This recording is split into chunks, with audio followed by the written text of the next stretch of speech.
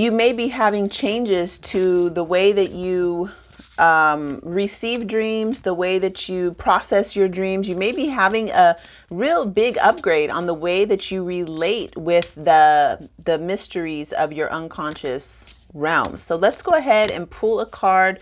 Taurus rising people are probably also very happy to have that nodal axis shifting out of their 1st and 7th, but now it's in your 6th and 12th. So things leaving in the 6th house. So there's going to be some changes, drastic changes happening in how you take care of and manage your health, which will be bringing more energy to how you do your dream life. And the card we get, yay, it's a Mars and Uranus card. It is ginkgo, and the words they have here is breakthrough. So I just love the imagery. I've never pulled this card. We have a ginkgo tree near my house. I always think I'm gonna go by there and just pluck some of those, take a branch off. It's a huge tree, but I haven't done it. I might ask them. But ginkgo, this is also in my Awaken the Dream tea, which is a lucid dreaming tea. This is in there for increasing your memory. So you have access to, after you've had this epic dream, the use of ginkgo helps to restore your memory to a degree that you can actually wake up and remember the dream. Ultimately, this card is about breaking through. So it has to do with having courage, Mars, to break through and to do something entirely different, having new ideas, a new concept, innovating. And so you can see this sword being here, like really holding this hand, being kind of like a godlike figure, giving this strength and courage. And the leaves being shown there tell us that there is a stimulation to the mind. All right, for Gemini rising, you are having this eclipse in your 5th house. So the 5th house having to do with your creative self-expression. This is also flirtatious, dating, showing up ready for fun, being the life of the party, really being self-expressive. And the 5th house is where you're having a south node, solar eclipse. So saying that there is something being eclipsed in how you do those things that you've always done as a Gemini rising, showing up as, you know, ready to, and there's a lot of beauty involved in how you show up. There's a lot of like harmony and grace and beauty in how you show up in that creative self-expression, because it is in Libra. And maybe you have been overly caring about other people. And this eclipse is showing you that you are also part of the other people that you've been caring more about. So to put yourself back into a place of taking care of yourself, the way that you've wanting to take care of everybody else in the group. So this eclipse is also going to be impacting your 11th house of peers and the groups that you share aspirations and your like-minded goals and dreams with. And that's where the North Node is in that peer group. So as you're releasing some of this stuff from your ways that you have shown up, expressing yourself in your dating life, and your also gambling is in the 5th house. So some of the ways that you have just put yourself out there are drastically changing, and that is going to offer more energy to the group. And the plant card that you get is Milk Thistle. What does she say? Peaceful Warrior. This is a Mars and Moon card. You can see that there is the Milk Thistle is leaking milk. This is you know, breast milk there. And I love Milk Thistle. Look at how beautiful that is. And it actually does have this milky stuff inside. It's actually really good for your liver. I see skunk up there. Skunk always demands. Is that a skunk? Let me check. Okay, that's actually a badger. I just love this card for you. I had never read it before, but the guidance says that milk thistle dispels the damaging and destructive thoughts that can induce endless loop of self-sabotage.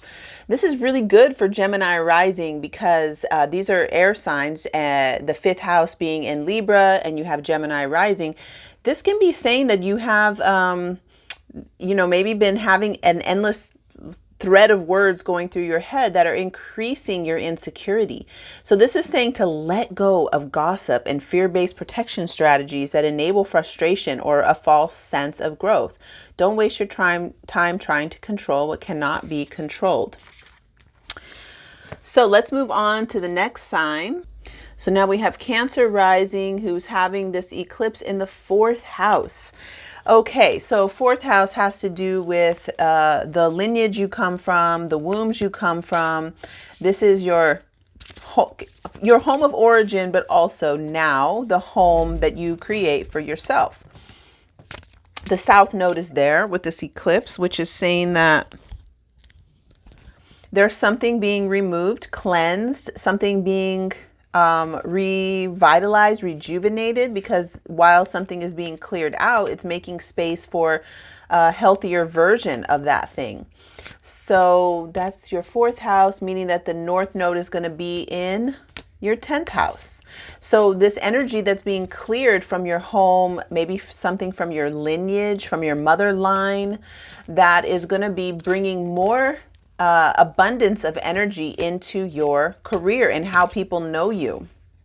So the plant, oh, I love this so much. This is Venus and Saturn card. And I've never pulled this, but I love horsetail. Look at how beautiful horsetail. There's a couple different varieties that I've seen of horsetail, but you can see it's got a very strong hollow bone type of stem structure with all these little like leaves that come up, but they're very strong. They have a lot of silica in them. I have horsetail in massive use in my medicine collection. This one is particularly good for, I have it in my hair oil, the hair growth oil. So that's because it does have a high amount of silica. It is very much so involved with building this strong horsetail structure. And it says patience. So patience, the horse also represents this kind of animal instinct and power. And you can see that horse just resting there. So strong and powerful, but resting. And that rest can offer growth. So like the fourth house, you're taking a break, letting yourself rest, and from that, you'll be able to experience the growth that is wanting to come through with the north node being in your 10th house. All right, so now we're going to go to Leo rising, who is having the solar eclipse in the third house. Third house has to do with your cognition, perception, short distance travels, like when you go to the grocery store and you talk to the person at the desk who tells you about an event and you go to it and you meet some more people. It's like those little random events that happen that grow your knowledge and your information, and the ways that you're able to transmit and receive. This eclipse going through your third house could change who you are within that close community. Like maybe you change communities, maybe you move or you start going to a different part of town. Like when I first lived in San Diego, I used to always spend time in Hillcrest. And then I changed. I spent time in Pacific Beach, and then I never leave OB, Ocean Beach, where I live now. So maybe within your community, you start finding little, a new area that you visit regularly, and you meet new people, and it can be, but because it's the south node, yeah, it's like leaving something behind, changing something, maybe leaving behind ideas that you used to have, ways of thinking, patterned ways of thinking that led you to have certain types of relationships, because your third house is Libra. Then your north node is going to be in the 9th house. So what these changes happening in your third can really give you a change of your not religious beliefs, but like the philosophies that you have. There's more energy going into the ninth house with the North Node being in Aries. So there can be more changes to, and powerful changes, like a lot of energy going to, maybe you start studying a new spiritual philosophy, or something that you've always, Kabbalah comes up for Leo rising, like something that's very in depth and in ancient roots. And but maybe you find that through changing the part of town that you frequently go to and starting to shop at a different, different farmers markets or something like that. So let's get the card for Leo. Mandrake. Oh, that's sexy. So Mandrake is a really sexy card. It has to do with sensuality, and this is a Venus and Neptune card. So the only time I've ever used Mandrake was like in love work. Like I've never actually used it internally. And let's look it up quick. This is so wild. Okay, so when I look up Mandrake, because like I said, I don't use it for anything other than what I know to use it for, which is in love work. So it says, in ancient times, the dried root was soaked in wine and enjoyed as a love potion. Let's see. Native to the Mediterranean, the roots of the unusual plant look identical to a little man. According to the Kabbalah, Mandrake was the symbol for becoming one, and the text alludes to it being used for secret magical rites in ancient Israel. So perfect card for you, because this has to do with changing your philosophies, your connection to the ancient wisdom. And let's see what this guidance says. It's asking you to find new forms of intimacy. Ask yourself what inspires bliss, joy, and passion. Notice how you relax and flow and more easily attract what you need and desire when you focus your energy, such as joy. Mandrake is here to assist you in liberating unchanneled creativity. Wonderful card for you, Leo rising. And last but not least, we have Virgo rising, who is having this solar eclipse in their second house of security. Like, what makes you feel really secure? Is it money? Is it food? This is Virgo rising. So food, I think it's all of it. Money, food supplies, knowing that your cabinets are organized and your stock rotation is looking good. You have gas. You probably, my friend is a Virgo rising, and she definitely lives out on some acres of land, and she's got all her well and her herbs that she's growing and a fireplace and all that kind of stuff. So what really makes you feel secure?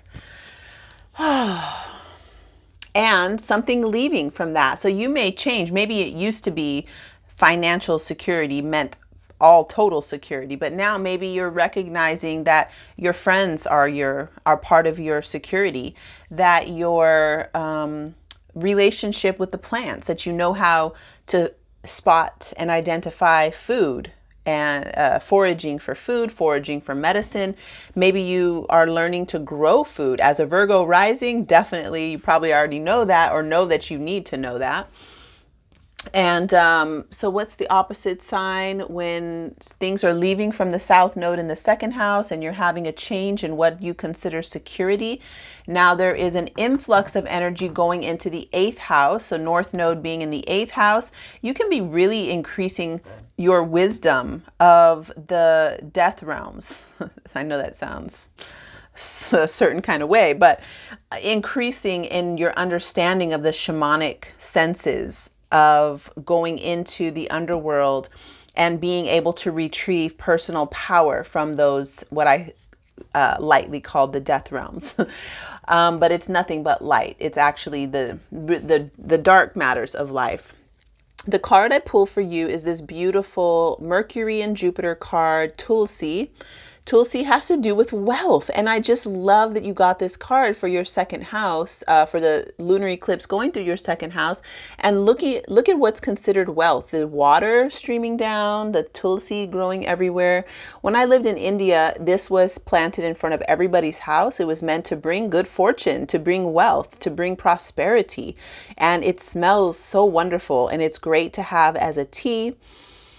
You can see the water overflowing, the beauty of this card. There's the peacock and the woman dancing. So your ideas are changing around wealth, and that might include losing some of the stuff that you previously considered to be your most valuable, or not necessarily most valuable, things that brought you the sense of security. Some of that stuff might be leaving during this eclipse cycle, not just this eclipse, but like the whole 18-month period. Some of that can be really being released and let go with the South Node going through your second house. So thank you so much for watching the video. Feel free to leave any comments. Please subscribe to my channel. I have a goal of reaching 500 subscribers by winter solstice 2023. And I will be giving away a free astrology reading to any of the new subscribers from 2,000 to 5,000. So anybody who's subscribing now, you will be entered for a chance to win a free reading with me. Thank you so much. I appreciate you. I'm grateful for you watching the video, and I look forward to connecting with you again soon.